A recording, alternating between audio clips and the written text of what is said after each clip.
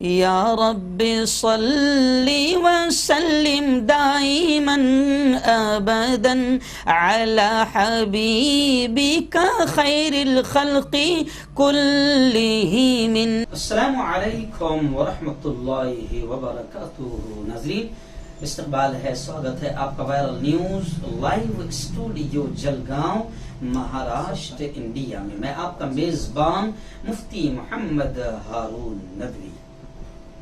आइए, पैगाम रमजान के इस प्रोग्राम में आपका स्वागत है, इस्तकबाल है।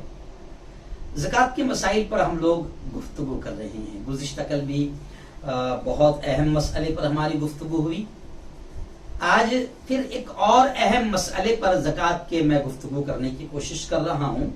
जैसे आपने सुना होगा कि जरूरत से ज्यादा अगर किसी के पास इतना माल हो गया तो उस पर ज़कात वाजिब है, वो ज़कात देने का हकदार हो गया। तो मैंने गुज़िश्ता कल आपको बताया था कि उलमा ने कहा है कि 52.5 तोला चांदी के एतबार से आदमी के पास में, यानी आज की अगर कीमत लगाई जाए तो 42 से 45 हजार के बीच अगर किसी के पास जरूरत से जायद 42 से 45 हजार रुपया नकद की शक्ल में हो, बैंक बैलेंस की शक्ल में हो, माल तिजारत की शक्ल में हो, या फिर जेवरात किसी भी शक्ल में, जेवरात की शक्ल में हो, किसी भी शक्ल में अगर जरूरत से ज्यादा अगर किसी के पास इतना माल हो जाता है तो फिर अब वो साहिब निसाब हो गया, यानी उसको ज़कात देनी होगी।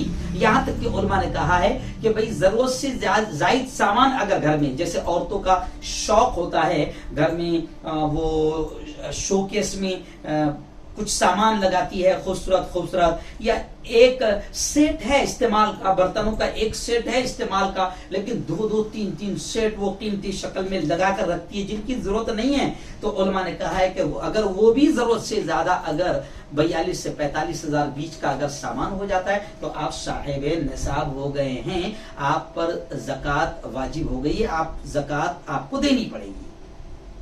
तो अब जरूरत से ज्यादा होने का क्या मतलब है, थोड़ा सा इस पर भी आपको सुन ले। बड़े अहम मसाइल है और दूसरों तक इसको शेयर कर देना। अगर दूसरों को मसला मालूम होता है तो इसका सवाब आपको भी मिलेगा और हमें भी मिलेगा। दीन की बातों को पहुंचाना ये भी सदका है, अजर है, सवाब है, नेकी है। तो आइए थोड़ा बात कर लेते हैं, जरूरत क्या है।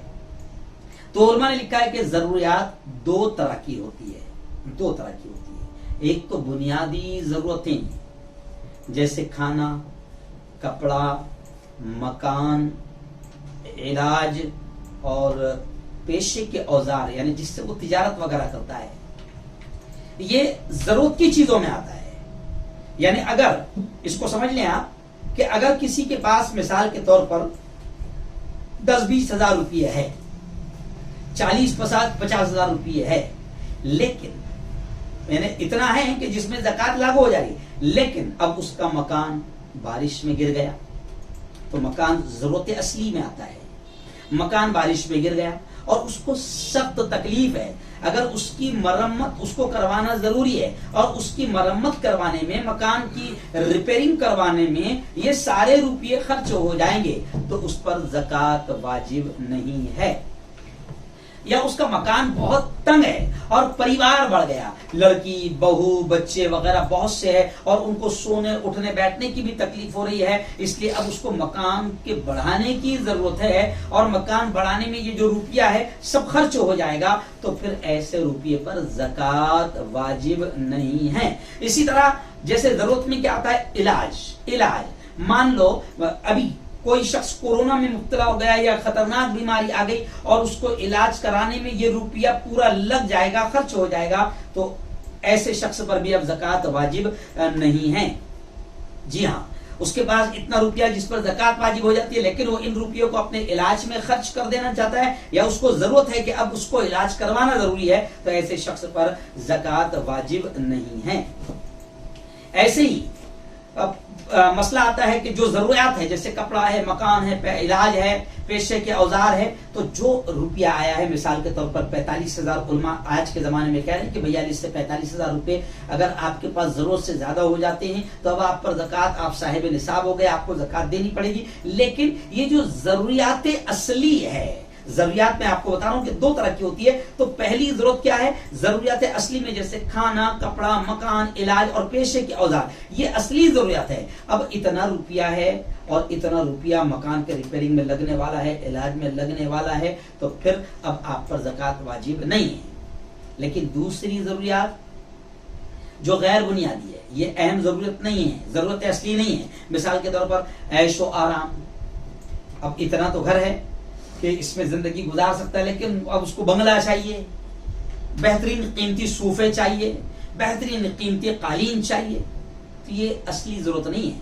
या फिर शादी ब्याह करना है उसको, तो शादी ब्याह में अब फजूल खर्चियां कर रहा है, 2-3 लाख के लोन बुक कर रहा है और फालतू खर्च कर रहा है, तो शादी ब्याह जो है ये जरूरत असली में नहीं आती है। ऐसे ही बच्चे के खतना करना है, तो खतना में उसको 50,000 लगने वाले, 50,000 उड़ाने वाला है, तो खतना भी बच्चे की, क्योंकि ये इसलिए कह रहा हूँ क्योंकि बाद लोग खतना का भी एक इवेंट बनाते हैं, प्रोग्राम बनाते हैं बाकायदा, और इसमें पूरे खानदान को बुलाते हैं, मोहल्ले गली के लोगों को बुलाते हैं। तो अब इसको लग रहा है कि 50,000 तो आए हैं, लेकिन मुझे बच्चे की खतना करना है, तो खतना करने के लिए 50,000 डालेगा, ये नहीं चलेगा।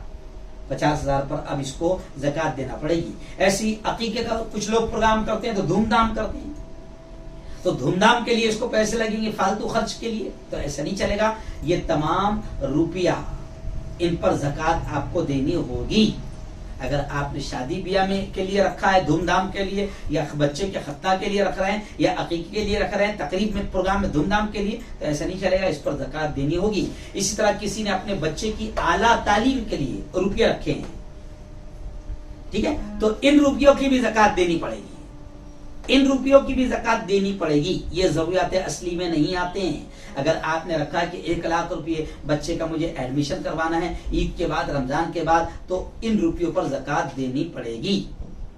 जी, इस सिलसिले में ये जरूरी है कि आपकी वो जरूरत जायज भी है या नहीं है, और जायज भी अगर है तो मौजूदा बर वक्त उसकी जरूरत हो। ऐसा नहीं कि 2 साल के बाद में बच्चे का एडमिशन करवाना है, जी हाँ, 2 साल के बाद में घर रिपेयर करना है, तो अब ये 2 साल से ज़कात नहीं दे रहा, तो ऐसा नहीं है। जरूरत अगर आपके जायज भी है तो उसी वक्त, जैसे अभी बीमार पड़ गया, कोरोना आ गया, तो ठीक है, अब ये उसकी असली जरूरत है और इसी वक्त उसको पैसे लगने वाले हैं, तो अब वो ज़कात न दे बल्कि इलाज में पैसा लगाए।